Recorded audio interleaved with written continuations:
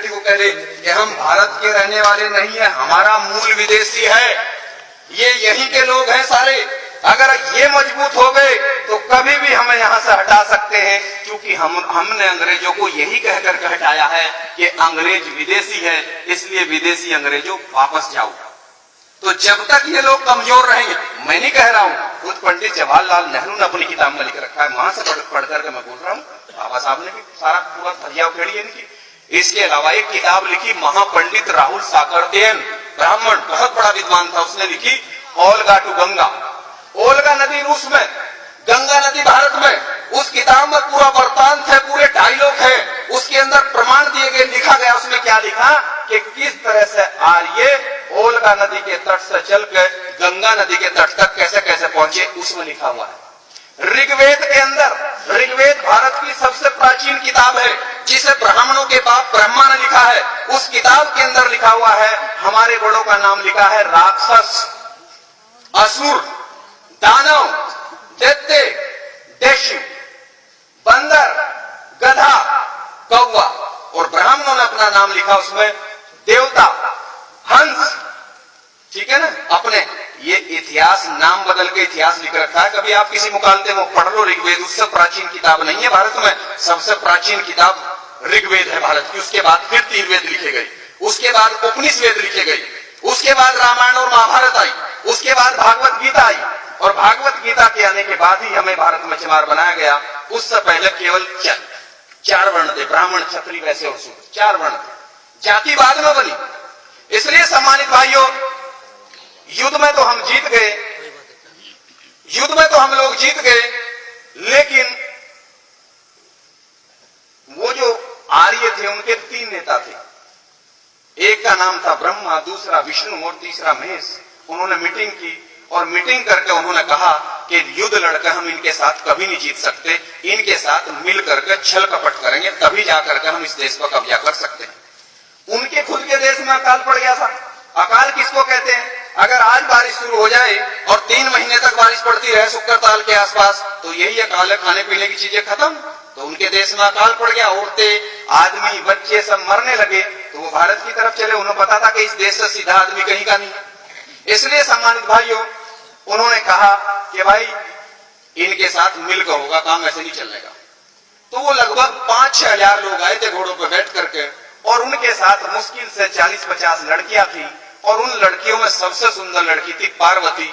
तो ब्रह्मा ने उसको कहा कि पार्वती तुम बात सुनो, अगर तुमने हमारा ये काम कर दिया तो हम तुम्हें भारत में देवी बना करके, जब तक इस देश पर हमारा कब्जा रहेगा तुम्हारी पूजा होगी, और मैं तुम्हारे साथ 8 लड़कियां और लगा रहा हूं, तुम 9 लड़कियां मिल करके, ये इनका लीडर है शंकर, अगर तुमने इसको अपने जाल में फंसा दिया तो हम भारत पर कब्जा कर लेंगे। इन 9 लड़कियों को ट्रेनिंग दी गई, इन 9 लड़कियों को ट्रेनिंग दी गई, और ट्रेनिंग देने के बाद ब्रह्मा विष्णु महेश हमारे नेता शंकर के पास लेकर के आए, और जमीन पर लेट करके रोने लगे कि हमारे देश में अकाल पड़ गया और हमें कुछ दिन के लिए अपने देश में शरण दे दो, और जब मौसम सही होगा तो हम वापस चले जाएंगे, और उसके बदले में हमारी ये 9 लड़की आपकी सेवा में रहेगी। जो हमारा शंकर था, जो हमारा शंकर एक पद था, जैसा आज कौन है? आज मोदी है प्रधानमंत्री, कल कौन थे? मनमोहन सिंह, उससे पहले नरसिम्हा राव, यानी ये एक पद है प्रधानमंत्री। तो उस समय हमारा द्रविड़ संस्कृति में, सिंधु घाटी की सभ्यता में हमारा एक पद था शंकर।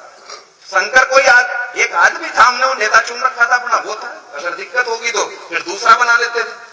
तो उसने कहा भाई ठीक है, चलो मैं आपको टाइम दे रहा हूँ, 6 महीने भारत में रह लो, जब मौसम सही होगा वापस जाना पड़ेगा।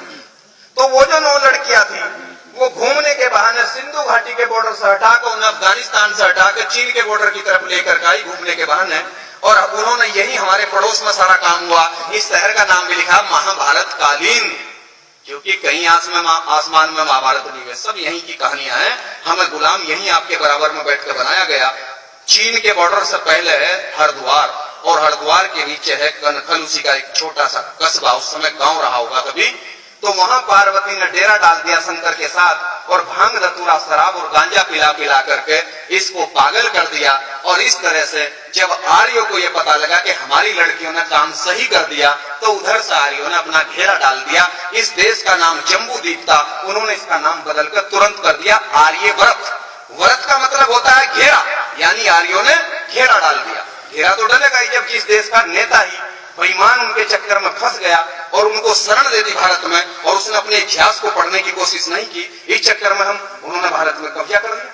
कब्जा करने के बाद उनकी फिर मीटिंग हुई। हम लोग तो साल में एक बार आते हैं, और ये मैं आपको बता रहा हूं कि अगर आप रोजाना बैठ करके इस तरह से बात नहीं करोगे गांव गांव में, तो 5-4 साल का समय है आपके सामने, मैं उसको रखूं आपके सामने। लेकिन पहले मैं ये कहानी आपको जरूर बताऊंगा, क्योंकि हमारे अनपढ़ तो छोड़ दो, जो पढ़े लिखे लोग हैं उनको समाज का पता नहीं है। उनको जिसने जो कह दिया, कोई दलित बताता है हमें, कोई हरिजन हमें बताने लगता है, कोई हमें नीच बताता है, और ब्राह्मणों ने सारी किताबों में हमें शुद्ध लिख करके नीच लिख रखे हैं। तो जब तक हम इसका विरोध नहीं करेंगे तब तक तो ये ऐसे ही चलती रहेगी परिपाटी। हम क्यों माने, देश हमारा है। हम तो इस तरह से, जब ये अंग्रेजों के खिलाफ आंदोलन चला सकते हैं तो हम इनके खिलाफ आंदोलन चलाएंगे कि देश हमारा। पूरी दुनिया का ये कानून बना हुआ है, हमने पढ़ा है, यूएनओ का कानून है, संयुक्त राष्ट्र संघ का कानून है कि कोई भी विदेशी किसी देश में केवल रह सकता है, नौकरी कर सकता है, कारोबार कर सकता है, लेकिन हुकूमत नहीं कर सकता। और ब्राह्मण भारत के अंदर हुकूमत भी कर रहा है, और धर्म का सारा काम भी उसने, सारी ठेकेदारी उसने ले रखी है, सारा कारोबार उसके पास है। जब कानून ये बना हुआ कि वो राज नहीं कर सकते, तो फिर इस देश पर राज कैसे चल रहा उनका? वो हमारी बेवकूफत और हमारी मूर्खता में चल रहा है कि जितने महापुरुषों ने आंदोलन चलाया, हम अपने आजादी के आंदोलन को छोड़ करके भक्ति के आंदोलन में शामिल हो जाते हैं, और इस तरह से वो भक्ति के चक्कर में हमारा सत्यानाश कर देते हैं। क्योंकि भक्ति का मतलब, भगत का मतलब हिंदी में होता है दास, और उर्दू में भगत का मतलब है गुलाम। और हमारी लड़ाई है मुक्ति यानी आजादी की लड़ाई। ये जो भक्त शब्द है और भक्ति है, ये तो ब्राह्मणों का शब्द है। अगर गुरु रविदास जी की जिस किताब में ब्राह्मणों की मिलावट ना हो, एक भी किताब आप मुझे ऐसी दिखा दें जिसका कोई राइटर ब्राह्मण ना हो, तो मैं आपका गुलाम बनने को तैयार हूं। क्योंकि मेरे भाइयों, उनका आंदोलन मुक्ति का आंदोलन था, आजादी का आंदोलन था। ज्योतिबा फूले का आजादी का आंदोलन था। ज्योतिबा फूले सैनी थे बिरादरी संभाली, उनके आंदोलन को काउंटर करने के लिए उन्होंने आंदोलन चलाया, मुक्ति का आंदोलन, सत्यशोधक समाज बना करके। तो एक ब्राह्मण था, उसका नाम था दयानंद सरस्वती, वो टंकारा का महाराष्ट्र का ब्राह्मण था। उसने तुरंत 50 ब्राह्मणों की बैठक बुलाई। उसने कहा अगर ये सैनी का लड़का पूरे देश में ऐसे समझा देगा तो हम तो 3% है, ये ज्यादा लोग इकट्ठे हो जाएंगे, एक तरफ सारे लोग इसके साथ चले जाएंगे। उन्होंने कहा तुरंत आर्य समाज बनाओ। उन्होंने आर्य समाज बनाया और ब्रह्म समाज बनाया, और भारत में आंदोलन शुरू कर दिया। हमारे लोगों ने ज्योतिबा फूले का जो सही आंदोलन था, हम आजाद दिलाने वाला, उसे छोड़कर आर्य समाज के आंदोलन में शामिल हो गए। हमारा आंदोलन काउंटर हो गया।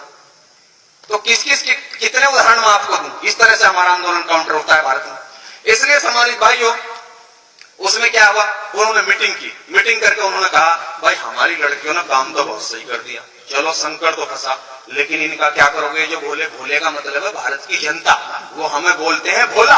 वो हमें भोला इसलिए बोलते हैं कि हम इतने भोले हैं कि 5000 साल से हमारा सत्यानाश कौन कर रहा, हमें आज तक यही पता नहीं कि हमारा सत्यानाश कौन कर रहा। हम भगवान को कह रहे हैं कि मेरी तो किस्मत बहुत गलत लिखी थी।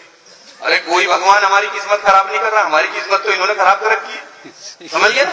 इसलिए वो हमें भोला बोल रहे हैं, वो तो सही बोल रहे हैं। एक बार हम एक मंदिर में गए तो हमने कहा भाई, अब हम जानते थे इसको, मगर पंडित जी ये बताओ, ये जो शंकर भगवान की मूर्ति है, इसके माथे में भी एक आंख है, ये क्या है? कहने लगे बच्चा इसे मत पूछो। आज क्यों नहीं बताओ मगर इसके बारे में? कहने लगे अगर भोले ने आंख खोल ली तो धरती पर परले आ जाएगी। परले, अगर इसकी संधि विच्छेद करो इस शब्द की, तो पर का मतलब होता है पराई, और लय का मतलब होता है व्यवस्था। यानी अब उनकी व्यवस्था इस देश में, तो ये व्यवस्था पराई हो जाएगी। और अगर भोले ने आंख खोल ली तो व्यवस्था तख्ता पलट हो जाएगा, परले आ जाएगी। तो इसका मतलब क्या? भोले कौन है? हम। और यहाँ क्या होता है? दिमाग, बुद्धि। तो उनको ये डर है कि जिस दिन इन भोलों की बुद्धि खुलगी कि हमने इनका सत्यानाश कर रखा, तो ये भारत में आंदोलन खड़ा करके हमें भगा सकते हैं। इसलिए उनके संकेत हैं, उनके संकेत हैं। जितने देवी देवता और जितने उनके सारे देवता हैं, किसी के गले में सांप भी है शंकर के अलावा, शंकर के गले में सांप है, ताकि ब्राह्मण का बच्चा भी पहचान ले, अच्छा सांप। सांप क्या? नाग। उसके गले में क्यों डाल रखा? क्योंकि हम सब लोग नागवंश के हैं, ताकि अगर कोई ब्राह्मण का लड़का या लड़की आए तो वो तुरंत उन्हें देखकर पहचान लगा, क्योंकि उन्हें अपने वंश का पता है। गधे तो हमें पता नहीं है। उनके तो 7 साल के बच्चे को भी पता है कि वो किस नस्ल के लोग हैं। उनकी नस्ल अलग है और हमारी नस्ल अलग है। वो अपने इतिहास को जानते हैं, हम अपने इतिहास को नहीं जानते। वो तो उसका सांप देखते ही पहचान लेते हैं, अच्छा ये आदमी हमारा नहीं है, क्योंकि वो हमारा आदमी है, क्योंकि नागवंश के लोग लोग हमें, तो उन्होंने बता रखा है नागवंश का साथ इसने हमारा दिया था और यो आदमी हमारा नहीं है, क्योंकि वो जिसका इस्तेमाल करते हैं बाद में 4 लाख उसको जरूर मारते हैं, उसे गद्दार भी वो ठहराते हैं बाद में, पहले साथ लेते हैं फिर उसको गद्दार ठहरा देते हैं बाद में। हनुमान जी का भी उन्होंने ऐसे ही किया था। पूंछ कितनी बड़ी लगा रखी है, पिछड़ी जाति का आदमी था, कितनी बड़ी पूंछ है। और कुछ पागल लोग क्या कहते हैं, उस जमाने में भाई पूंछ होती, अरे अगर वो बंदर था तो बंदर जो है आदमी की तरह कैसे बात कर लगा भाई, बंदर आदमी की तरह कैसे बात कर लगा, लेकिन आदमी की तरह बोलता था। और अगर उस जमाने में सभी का पूंछ होती तो जब हनुमान जी को इतनी बड़ी पूंछ थी तो राम जी को इतनी सी होनी चाहिए, होनी तो चाहिए थी। तो ये तो हमारा बना रखा है, इन्होंने बहुत अच्छे वाला बना रखा है। इसलिए सम्मानित भाइयों, उन्होंने ब्रह्मा ने कहा कि इनका इलाज भोलों का मैं करूंगा, और ब्रह्मा बैठ के लिख कर लेकर के कलम, और कलम के मामले में ये कसाई है। बाबा साहब ने लिखा है कि ब्राह्मण चेहरे से भोला होता है लेकिन दिल से कसाई होता है। और जब वो कलम उठाता है, अंग्रेजों ने भी लिखा है, W.B. जॉर्ज अंग्रेज ने लिखा है कि जब ब्राह्मण कलम उठाता है तो वो उससे लोगों को अधिकार वंचित करता है, वो सबको अधिकार से महरूम करता है, वो किसी को अधिकार नहीं देना चाहता, अधिकार वो अपने पास रखना चाहता है, बाकी सबको वो गुलाम बनाकर रखना चाहता है। जब भी वो कलम उठाता है तो ब्रह्मा ने कलम उठाई और कलम उठा करके उसने लिखा ऋग्वेद, और ऋग्वेद लिख करके उसने कहा पूरे देश में डोंडी पिटी कि भाई यह किताब भगवान ने लिखी है। अब भगवान कौन, हम समझ रहे कि भगवान ब्रह्मा उनका बाप था, उनका नेता था, जैसा हमारा नेता शंकर था उनका नेता वो था। कि भाई ये उसने भगवान ने किताब लिख दी, और इस किताब में जो लिख दिया जो सबको मानना पड़ेगा। अब उस किताब में उन्होंने क्या लिखा, उसमें उन्होंने लिखा पहले नंबर पर ब्राह्मण होगा और इसका काम पढ़ना और पढ़ाना होगा, दूसरे नंबर पर क्षत्रिय होगा, इसका काम हथियार रखना होगा और देश पर राज करना होगा, तीसरे नंबर पर वैश्य होगा, भारत की सारी जमीनें इसकी होंगी, जमीनें हमारी थी, जमीनें सारी बनियों को दे दी। अगर इस देश में अंग्रेज ना आते, मुगल ना आते और बाबा साहब संविधान न लिखते तो चाहे जाट हो या गुजर हो या कोई हो, 1 इंच जमीन किसी के पास नहीं थी, सारी जमीनें ऋग्वेद लिख करके बनियों को दे दी गई थी। गांव के गांव, अब से 300 साल पहले गांव के गांव बनियों के होते थे। और जो पुराना आदमी यहाँ बैठा होगा, जिनको थोड़ी सी भी समझदारी होगी, उनको पता होगा कि ये तो आजादी से पहले तक सारा का सारा जमीनें तो बनियों के हाथ में थी, जबकि जमीनें हमारी थी सारी। इसलिए सम्मानित भाइयों, उन्होंने तीनों ने काम ले लिया। एक ने पढ़ने लिखने का काम ले लिया, एक ने राज करना ले लिया, और एक ने सारा कारोबार ले लिया। और जो हम इस देश के असली मालिक थे, जिन्हें वो भोला कहते हैं,